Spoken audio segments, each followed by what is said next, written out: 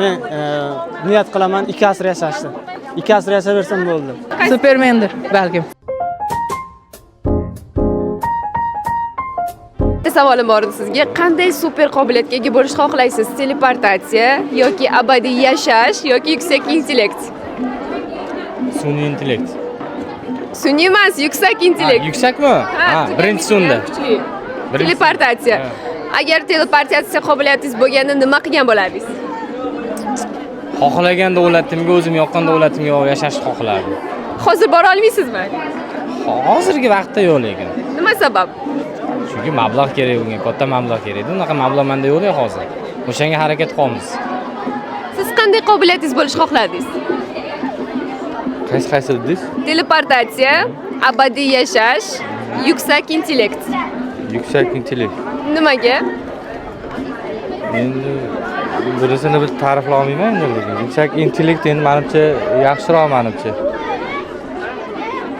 Sababini aniq qila olmayman. Teleportatsiyachi. U ham yaxshi. Men fikrimcha shunaqa. Vaholanki bunaqa qobiliyat hech kimda bo'lmaydi. Shuning uchun chunki bu nerealniy narsani tasavvur etib bo'lmaydi. Faqat nima desa bo'ladi? Bugun festivalni ajoyib kayfiyatini his etish. Abadiy yashash. Nima qilgan bo'lardingiz abadiy yashab? Zerikib ketmaysizmi? Yo'q, men niyat qilaman 2 asr yashashni. 2 asr yashaversam bo'ldi. 2 asr yashasam tarixga qo'yaman, Guinnesslar kitobiga kiraman. 2 asr yashagan shaxs degan familiyam muhim bo'ladi keyin. Bo'ldimi? Ha? Shu uchunmi? Shu uchun. Bilmadim lekin. Hali o'ylab ko'rmadim uni. Superman. Uchalasidan Supermendir balkim. Superman bo'lsangiz nima qilardingiz? Bilmadim lekin uni. Supermen bo'lsammi?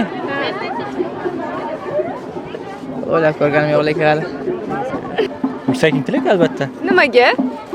Bir rivojlanish talabi bu. Kelajak talabida bu. Aha. Yuksak intellekt. Nimaga? Bari yuksak intellektli odam yaxshi zo'r bo'ladi. Abadiy yashashdan ko'ra yuksak intellektli bo'lgan yaxshi. Tasavvur qilib ko'ring. Unga qiziqib ko'rmagan ekanmiz. Qiziqib ko'rmagansiz. Yuksak intellekt. Nimaga? Chunki abadiy yashash bilan ba'zan aytadi. Yuksak intellekt bu. Aqli nima bo'lishi. Aha. Yuksak intellekt. Intellekt. Yuksak это какой интеллект?